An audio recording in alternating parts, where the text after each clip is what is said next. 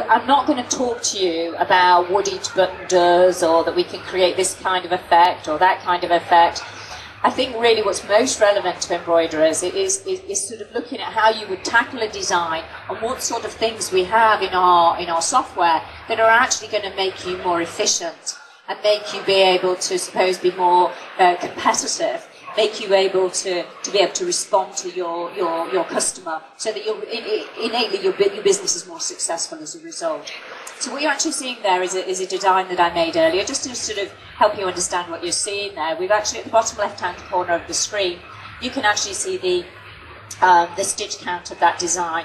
You're seeing at the moment in what we call true view, which is sort of simulation or an emulation of how that embroidery design would look were it to be embroidered.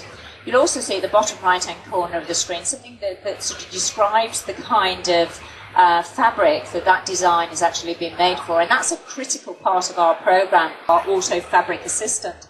And in the instance whereby you have a design to create, it's always very, very important that you create that design with the kind of fabric you're going to embroider it on in mind, because the sorts of things that you need to do is make sure that you're actually using the correct underlays, using the correct pull compensations. And that's the sort of expertise that we've sort of acknowledged is very relevant, but then rather than digitizers or commercial punchers keeping it in their head, what we've actually done is we've built it into like a wizard and actually put it into the software for you. So the sorts of things that the Auto Fabric Assistant is doing for you in the background, if I just sort of show you what's happening with a particular object. This is what we call an embroidery object. And this is part of the design that I've created. You can see it's a wire frame. You're actually seeing the outline of it. That's not stitches, that's just the definition of the shape itself. And we're actually filling it with stitches. If I just turn off True View, you can change, to a large extent, you can customize the way this looks to suit yourself. I'm just going to turn off the grid so we can see what's going on here. Okay, this is an object that I've created.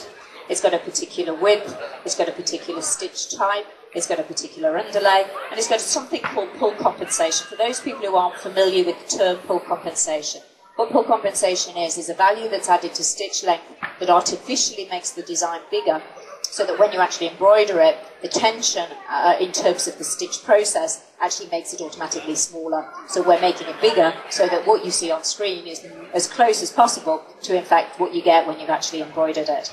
So there we've got an embroidery object. Every embroidery object keeps all the information about itself. It's all stored within the file. So you can see there that in fact, that object was made with a method called input C. But what is critically telling us is the width of that column. So this is the column, this part here.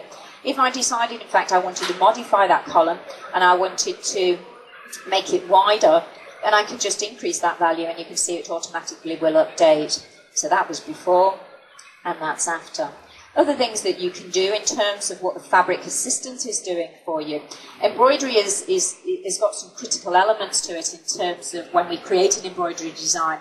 We have to think about what we're going to be embroidering on. We have to think about the order in which we make it, and we have to think about the scale. So scale is something that's quite important in terms of what kind of underlay. And the term underlay, and what I mean by underlay, are those stitches that run underneath that shape that actually support the stitches, basically. What it does is it actually stops it sinking into the fabric and it stops the embroidery design moving around, because at the end of the day, an embroidery design isn't actually applied really to a piece of fabric. It's actually constructed upon it or constructed within it. So there is a certain amount of movement, and what an automatic underlay or underlay tries to do is compensate for any movement that might happen during the embroidery process.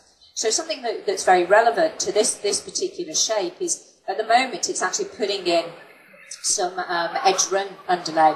If that design was made smaller, edge run would not be appropriate. So we've actually put in a centre run, and it's actually the Auto Fabric Assistant that's decided that as that shape gets bigger and gets smaller, it will actually update and modify the underlay based on the column width. I'm just trying to force it to. So you can see that as that column width actually got wider and wider and wider, it's actually saying that once that column width exceeds a certain threshold, then it would be appropriate for a polycotton to actually use a different kind of underlay that isn't just about edge run. It also includes a zigzag. And that was put in automatically as the design was scaled.